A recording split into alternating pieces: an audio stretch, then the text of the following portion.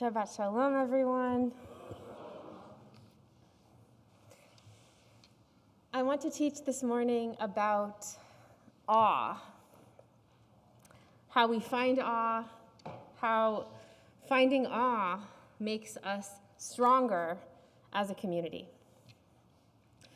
This is a little bit of a sequel to my article in the February Scroll, but don't worry, there'll be no spoilers, so you can go back and read that article, and I will not take away from anything written there. This is part 2. A story in the Talmud goes like this. When Rabbi Eliezer fell ill, his students visited him, and they asked him, "Teach us paths of life, guidelines by which to live." He said to them, "Be vigilant in the honor of your colleagues, and prevent your children from using logic to reach heretical conclusions."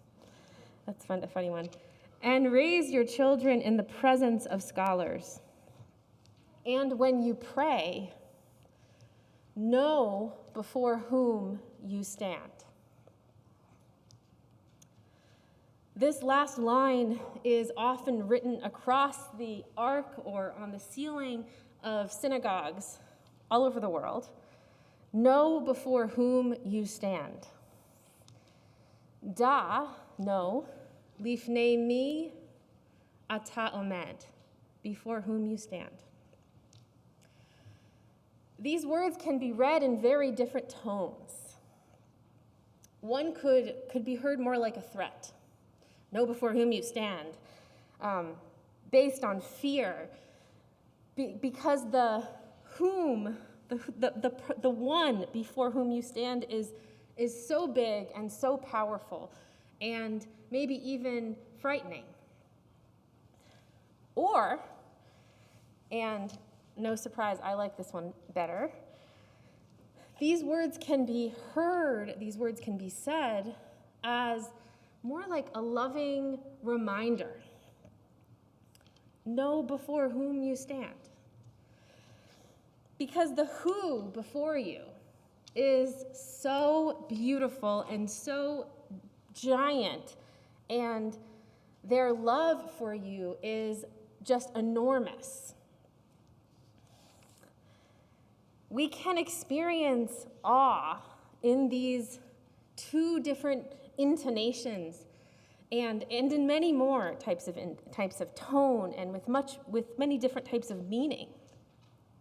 And what they all have in common is that chill down your spine, the goosebumps, the taking your breath away feeling. Know before whom you stand does that for me. It reminds me that a sanctuary is a place where we can find awe. I have found awe in shuls throughout my life. I remember the ark of a shul in Los Angeles where I used to go as a teenager, and the ark of a small chapel in Brooklyn where I used to daven when I first moved to the city a very long time ago, and the ark of my parents' shul today, which also says, "Da lifnei mi ata omed." I look around here too at our beautiful sanctuary, and even if we had even if we had "Know before whom you stand" written on the wall, we would, whether or not we have it, we feel it anyway. We feel that message, and I actually think that even if it were written here, the awe that I feel is even more from up here, because I get to look at all of you. So rather than looking up at an ark that would say that, I get to feel that same reminder for awe from this view up here, because I see all of you. Reaching an awe experience is so elusive. It is not something that we can ever force, but reminders, but prompts, like "Know before whom you stand," can help us to find awe, to be open to awe. So we can create the circumstances that work for us, that make awe more likely to happen. Anywhere, not only in shul. So I want us to take a few moments and each think about a time when we were excited, energized, and also safe and grounded and connected enough to feel awe. And I'm going to do it too.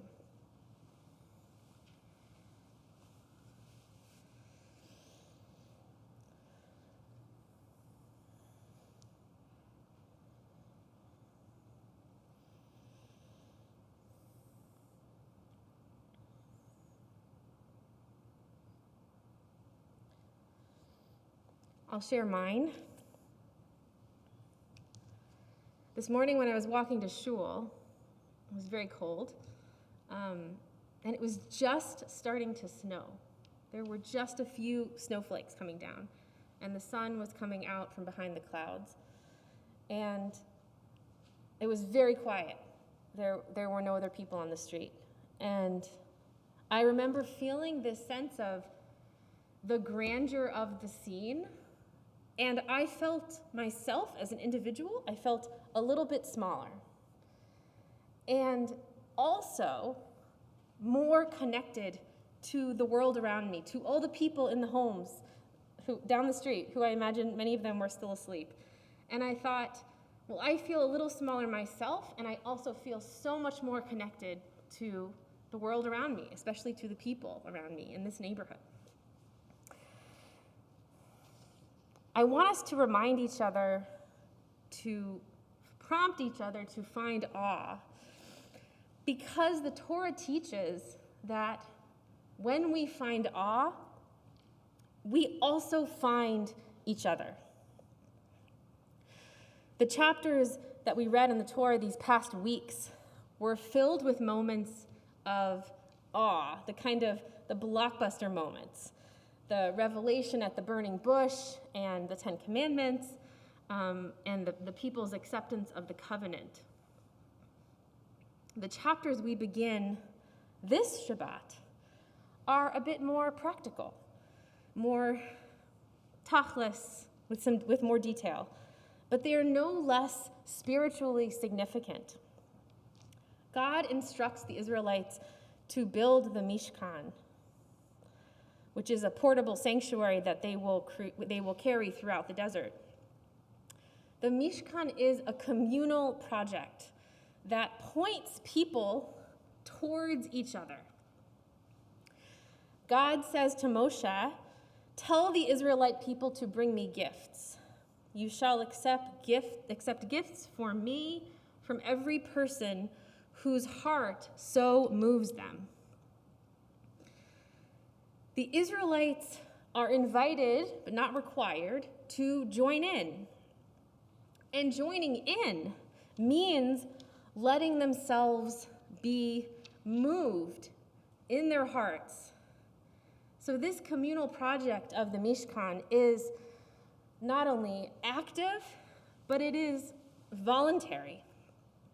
And it is an action that calls for an emotional and a spiritual experience. And this is not one that God even tries to control. God actually says, you should accept gifts for every person whose heart so moves them. It's a simple ask. If you feel moved, give. God does define the goal. Ve'asu li mikdash ve'shachanti betocham. Make for me a sanctuary, and I will dwell within them. God is asking the people to build a sanctuary for God's presence on earth, and it is where God will speak to the Israelites. But what does it mean that God's presence, that God will dwell within them? The sanctuary is not them. Sanctuary is a singular word. So what does it mean that God will dwell betocham? The verse says tocham. We could imagine, so many rabbinic commentators point out that if God had wanted to say if God had wanted to say dwelling in the sanctuary, the word would have been betocho, the singular, but instead it says betocham, the plural. And the meaning is that God will dwell within the people. The people, that is the plural in that sentence, that the people will make a sanctuary. In this way, the Mishkan narrative directs us to look for God within each other, to look towards each other. The Torah is now progressing from a narrative about awe to a story of finding God through a communal project. For a modern perspective on the topic, which I found really fascinating, a New York Times piece on the experience of awe led me to a study in the Journal of Personality and Social Psychology, which I don't normally read. This study finds in some, that awe helps bind us to others, motivating us to act in collaborative ways that enable strong groups and cohesive communities. And one example of one of the studies they used for their supporting research. One study was conducted near a spectacular grove of Tasmanian blue gum eucalyptus trees, some with heights exceeding 200 feet, a potent source of everyday awe for anyone who walks by. We took participants there and had them either look up into the trees or look at the facade of a nearby building for 1 minute. Then a minor accident occurred, which was part of the experiment. A person stumbled and dropped a bunch of pens on the ground. The participants who had spent 1 minute looking up at the trees were much quicker in their jumping to help. They were more filled with awe. They picked up the pens to help the person who had dropped them with more energy, more frequency than the control group of people who had been staring at a building. And so the authors conclude, in the great balancing act of our social lives between the gratification of self-interest and a concern for others, fleeting experiences of awe redefine the self in terms of the collective and orient our actions towards the needs of those around us.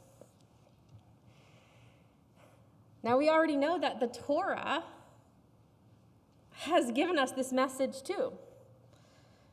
Just like the Israelites in the book of Exodus, the awe of the burning bush, the awe of Mount Sinai, opens the people up to something beautiful, to building something beautiful together. And in that state of openness, in building the Mishkan, is where we find each other. I began this morning by sharing that one of my reminders to find awe is this teaching in the Talmud, know before whom you stand. And this saying has appeared in many sacred spaces of my life as a reminder. I invite us to keep sharing those reminders. Keep prompting each other to find awe. Because finding awe is nourishing not only to us as individuals, but to our community and to our role in our community. When I am in awe of the one before whom I stand, each of you, and when we are in awe of each other, when we can see beyond ourselves and feel more connected to everyone, I pray that we will find renewed energy and ability to care for one another. Shabbat Shalom.